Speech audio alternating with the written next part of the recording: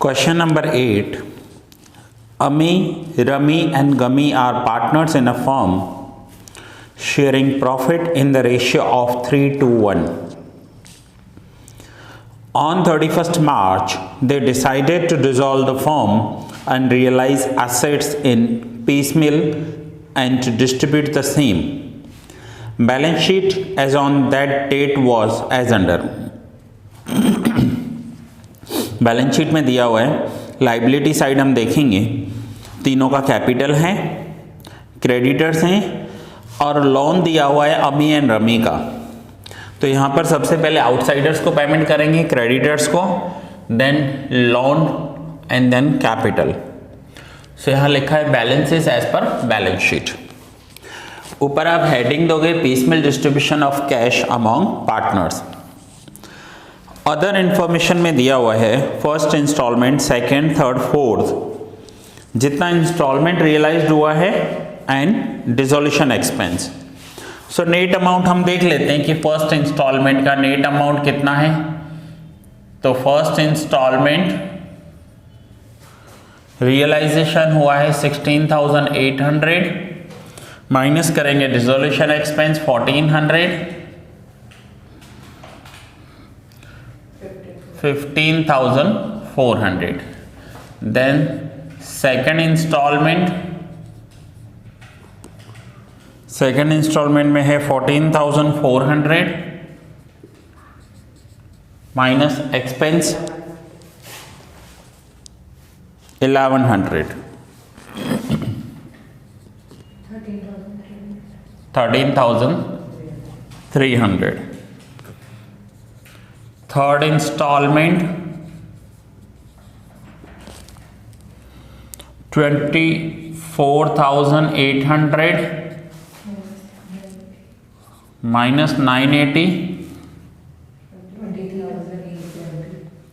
23,820। and the fourth installment 21,800 minus 1520, 20,280। तो ये है नेट इंस्टॉलमेंट्स, नेट रियलाइजेशन कितना हुआ। नाउ सम स्टार्ट करेंगे। सबसे पहले कैश और बैंक बैलेंस। सो ऊपर बैलेंस शीट में आपको देखना है कैश बैलेंस कितना दिया हुआ है। तो इनके पास जो कैश बैलेंस है वो है 5,600। इसमें प्लस करेंगे फर्स्ट इंस्टॉलमेंट,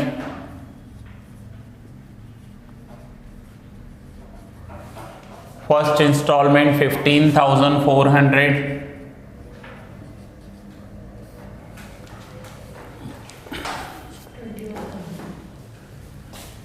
ये हो जाएगा 21,000।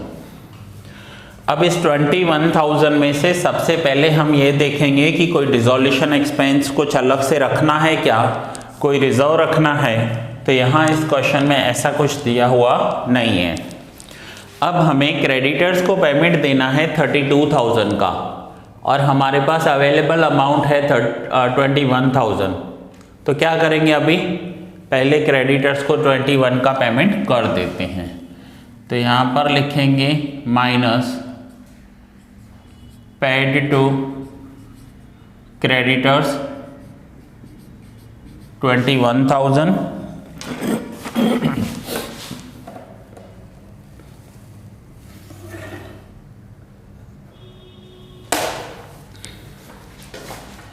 सो 21,000 का पेमेंट दिया क्रेडिटर्स को। लोन और कैपिटल में अभी कोई पेमेंट नहीं किया है, बैलेंस हो गया 0। नाउ 32,000 में से 21,000 का पेमेंट हो गया तो बैलेंस बचा 11,000, 6,000, 4,000, 28,000, 14,000 and 2,800। अब हम करेंगे सेकंड इंस्टॉलमेंट। सेकंड इंस्टॉलमेंट है 13,300। अब सेकंड इंस्टॉलमेंट में से सबसे पहले क्रेडिटर्स को जो रिमेनिंग अमाउंट है वो हम पे करेंगे। सो क्रेडिटर्स को देना है 11,000, हमारे पास है 13,300, तो 11,000 दे देते हैं क्रेडिटर्स को। तो यहाँ पर माइनस पेड टू क्रेडिटर्स 11,000,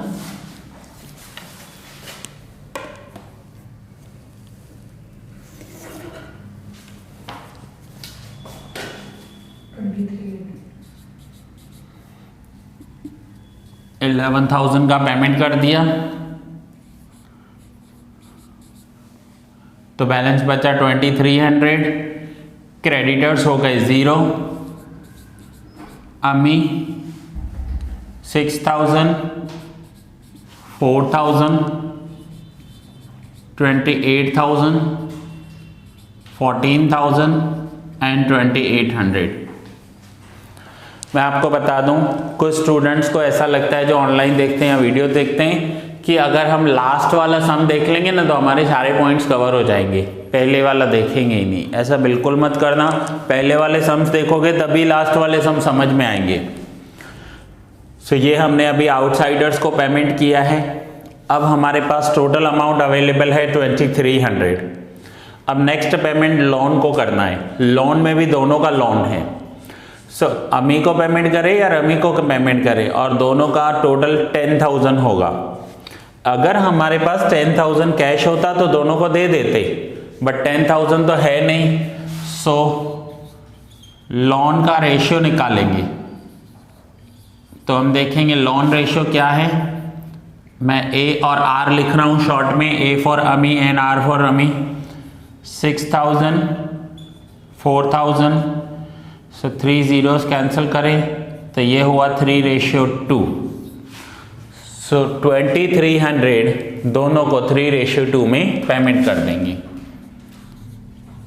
तो मैं यहाँ लिख रहा हूँ paid to Ami and Rami in paid to loan of Ami and Rami. Loan का पेमेंट करेंगे पहले, paid to loan of Ami and Rami in 3:2। 3:2 में पेमेंट करेंगे 2,300 का।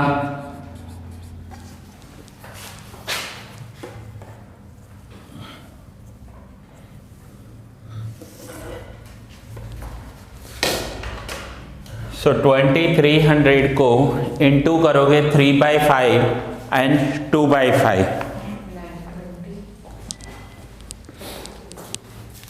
तो ये आएगा 920 1380। कैपिटल में अभी कोई पेमेंट हमने किया नहीं है, तो ये हो गया सेकंड इंस्टॉलमेंट 0। नाउ 4,000 में से 920 माइनस करेंगे तो आंसर आएगा 3080 एंड 4620। कैपिटल में अभी कोई पेमेंट हुआ नहीं है, सो 28,000, 14,000 एंड 2,800। अब ये सेकंड इंस्टॉलमेंट यहां पर पूरा हो गया। नेक्स्ट हम थर्ड इंस्टॉलमेंट देखेंगे।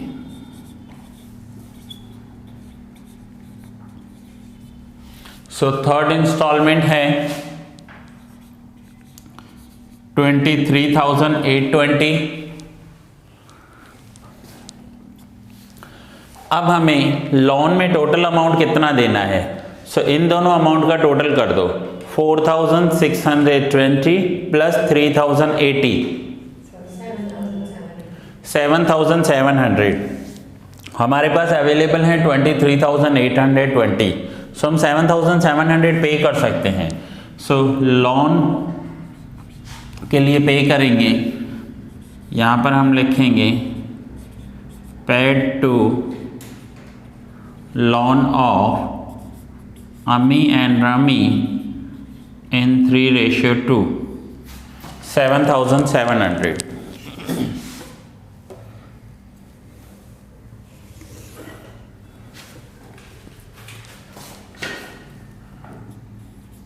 फोर 620 3080 28,000 14,000 2800। लोन अमाउंट हो गया 0 एंड 23,820 में से 7,700 का पेमेंट कर दिया। तो यहाँ पर जो बैलेंस बचेगा दैट विल बी 16,120।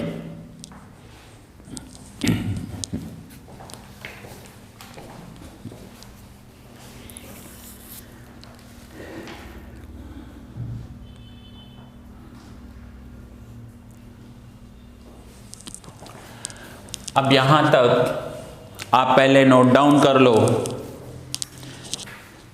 आपका सम कंटिन्यू रहेगा। मुझे थोड़ा सा स्पेस चाहिए होगा, इसलिए पहले जितना हमने अभी तक सम किया है वो पहले एक बार कॉपी कर लो आप।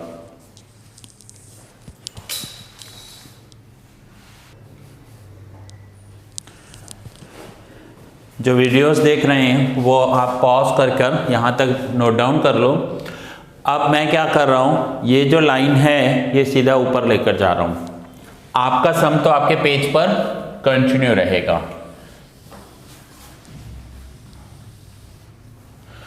सो यहाँ पर बचा है 16,120 कैश। क्रेडिटर्स एंड लोन्स 0 हो गए हैं। कैपिटल में 28,000 14,000 एंड 2,800। ये जो लास्ट लाइन के बैलेंसेस हैं ये सीधा मैंने यहाँ लिख दिए 16,120 28,000 14,000 एंड 2,800।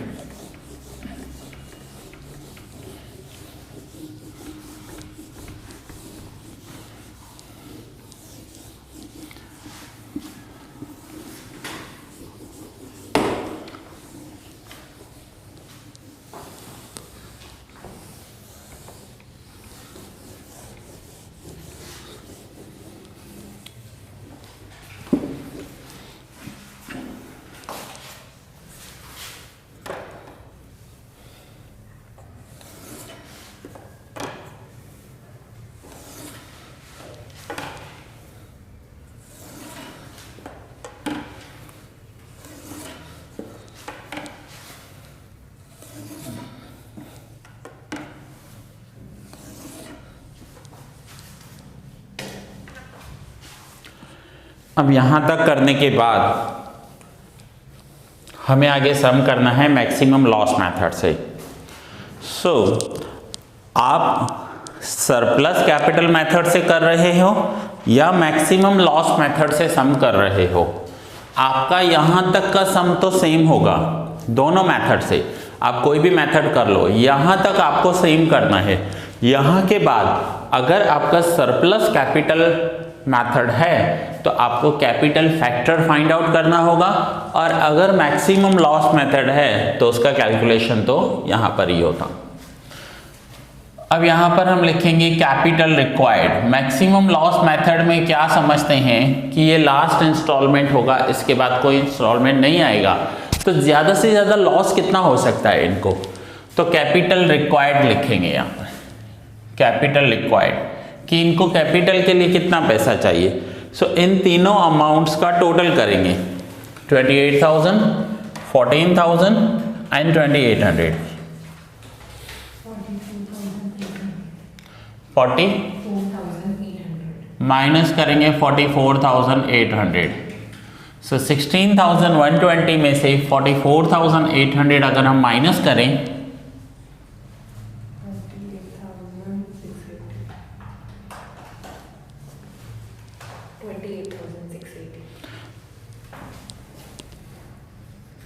28,680, ये हो गया मैक्सिमम लॉस।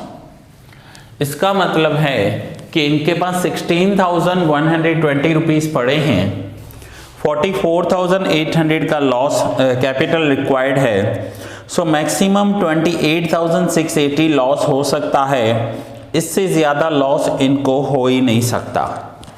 अब इससे ज़्यादा लॉस हो ही नहीं सकता, तो ये जो लॉस है ये तीनों पार्टनर्स में डिस्ट्रीब्यूट कर देंगे उनके प्रॉफिट लॉस रेशियो में।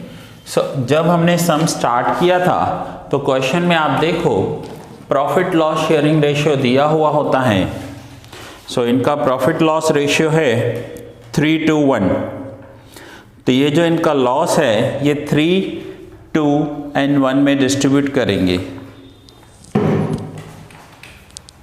3, 2, 1 में डिस्ट्रीब्यूट करो। 4780 9560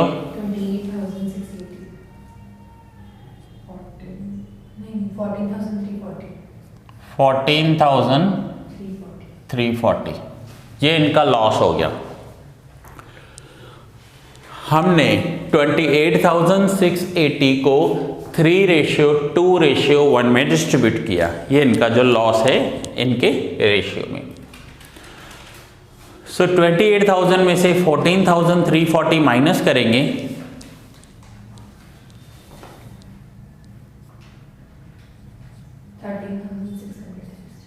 13,660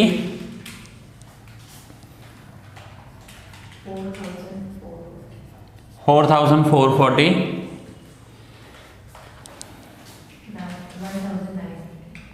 1980। अब वैसे तो ये अमाउंट पेड आ जाना चाहिए, बट यहाँ कंडीशन है कि कोई भी नंबर नेगेटिव नहीं आएगा। अगर कोई नंबर यहाँ पर नेगेटिव आ रहा है, मीन्स किसी पार्टनर को अगर लॉस हो रहा है, तो वो लॉस उसका बाकी के दो पार्टनर डिस्ट्रीब्यूट करेंगे। यहाँ देखिए थर्ड पार्टनर का 1980 का लॉस आ रहा है। अब as per Indian partnership act कोई भी पार्टनर लॉस नहीं ले रहा है, तो उसका लॉस बाकी के पार्टनर्स को लेना होगा। ये स्टेप तभी करना है जब क्वेश्चन में लॉस दिया हुआ हो, किसी भी पार्टनर का जो ये अमाउंट है ये नेगेटिव आ रहा हो तो हम करेंगे, नहीं तो नहीं करेंगे ये स्टेप। यहाँ पर हमें 1980 प्लस करना पड़ेगा 0 करने के लिए, और ये 1980 3:2 में डिस्ट्रीब्यूट करेंगे अमी एंड रमी में। अमी का होगा 1980 इंटू 3/5 और रमी का होगा 1980 इंटू 2/5। हो सकता है पॉइंट में आंसर आए या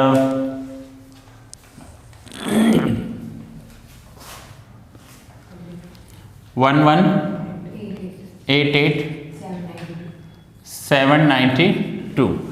हमने इसे प्लस किया और इन दोनों को माइनस करेंगे 1188 एंड माइनस करेंगे 792।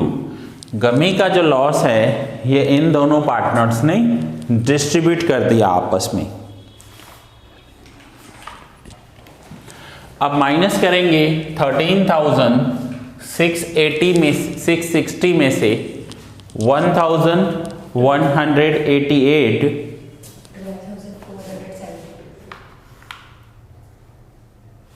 12,472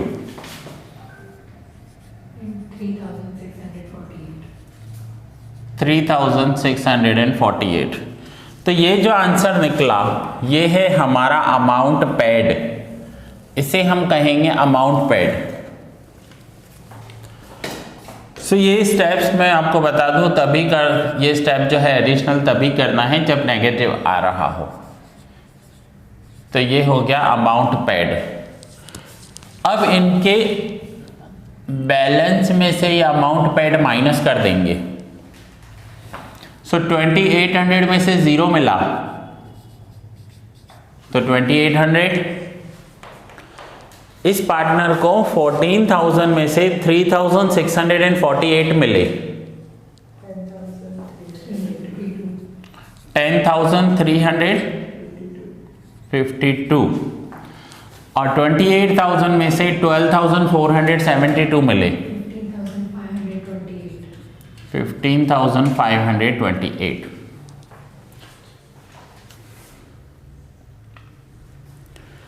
ठीक है। सो नाउ ये इनका थर्ड इंस्टॉलमेंट पूरा हुआ। और आप देखोगे ना इन दोनों का टोटल करेंगे ना अमाउंट पेड का, तो वो 16,120 ही आ रहा होगा। आप इस सम को अपनी बुक में कंटिन्यू करेंगे, नेक्स्ट पेज पर नहीं करेंगे। और इन दोनों का टोटल देखो 16,120 ही आ रहा है। सो यहां तक हमने कितने इंस्टॉलमेंट्स इनके पूरे कर दिए? 3 इंस्टॉलमेंट। अब आते हैं फोर्थ इंस्टॉलमेंट पर। तो फोर्थ इंस्टॉलमेंट देखो, इनका फोर्थ इंस्टॉलमेंट का नेट अमाउंट कितना है?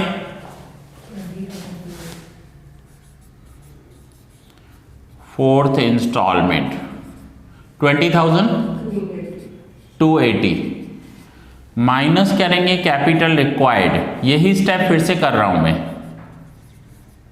Capital required. सो इन तीनों का टोटल करो। कैपिटल रिक्वायर्ड कितना आ रहा है? तीनों का टोटल करेंगे 28,680। सो माइनस करेंगे 28,680, इन तीनों का टोटल किया। सो 20,280 में से माइनस करो 28,680, 8,400। कैश बैलेंस में से कैपिटल रिक्वायर्ड माइनस करने के बाद जो आंसर आता है उस आंसर को कहते हैं मैक्सिमम लॉस। अब इस मैक्सिमम लॉस को 8400 को तीनों पार्टनर्स में डिस्ट्रीब्यूट करेंगे उनके प्रॉफिट लॉस शेयरिंग रेशियो में। सो 8400 को करेंगे into 3/6 into 2/6 into 1/6। 8400 into 1/6 1400। So minus करेंगे 1400, 2800 एंड 4200। अब अगर हम ये अमाउंट माइनस कर रहे हैं सो नेट अमाउंट बचेगा 1400, 15 माइनस 4 11,328, 7,552।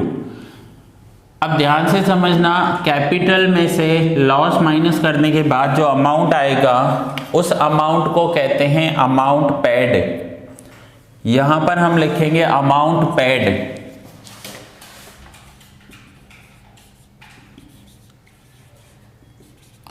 बट ये जो अमाउंट पेड है वो नेगेटिव नहीं होना चाहिए। यहां पर भी हम इस वाले लाइन को 13,660, 4,440 एंड 1,980 को अमाउंट पेड लिख सकते थे अगर नेगेटिव नहीं आया होता। तो नेगेटिव आएगा तो एक एडिशनल स्टेप करना पड़ेगा।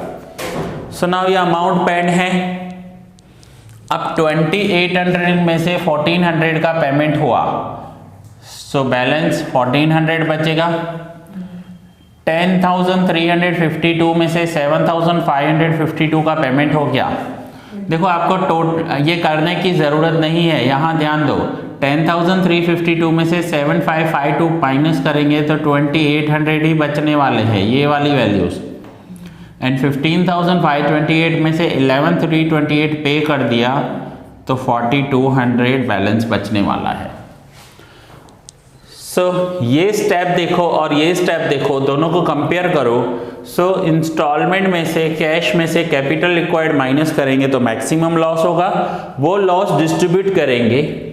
उसके बाद जो अमाउंट आएगा वो अमाउंट पेड होगा, बट कंडीशन है कि ये अमाउंट पेड नेगेटिव नहीं होना चाहिए।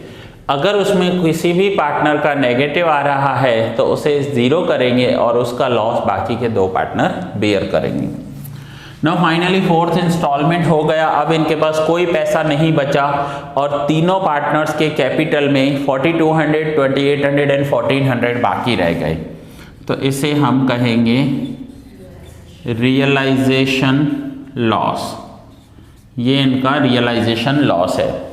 और ये जो रियलाइजेशन लॉस है ना 4200, 2800 एंड 1400, ये इनके P&L रेशियो में सेट हो जाएगा। देखो 20 मैं कैंसिल कर रहा हूँ, 14 का टेबल लगाएंगे, 14 1 ज़ा 14, 14 2 ज़ा 28 एंड 14 3 ज़ा 42। तो ये इनके प्रॉफिट एंड लॉस रेशियो में आ जाएगा। सो ये था मैक्सिमम लॉस मेथड। ये सम कंप्लीट हुआ। आप सम कंटिन्यू करोगे, एक ही पेज पर करोगे, अगर पॉसिबल है, समझो आपका सम कंटिन्यू हो रहा है, एक ही पेज पर आ रहा है, तो एक ही पेज पर ट्राई करना। कैलकुलेशन पहले करना, सम बाद में नोट डाउन करना। ऐसे ना हो आप एक पेज पर सम करो, आपकी कैलकुलेशन हो और पता चले अब एक और पेज चाहिए, तो आपका दूसरा पेज फिर आगे चला जाएगा। अगर आपको लग रहा है कि आपकी राइटिंग बहुत बड़ी है और एक पेज पर इतने सारे आप कॉलम्स नहीं बना पा रहे हो, तो आप डबल पेज ले लो, आमने सामने डबल पेज ले लो। सो इससे क्या होगा, एक पेज पर आपके सारे कॉलम्स आ जाएंगे और दूसरे पेज पर आप अच्छे से पर्टिकुलर्स या कैलकुलेशंस लिख पाओगे, आपको सम करने में कोई प्रॉब्लम नहीं होगी। सो आप यहाँ पर डबल पेज भी ले सकते हो आमने सामने। सो दैट्स इट, ये लेक्चर कंप्लीट कर रहा हूँ।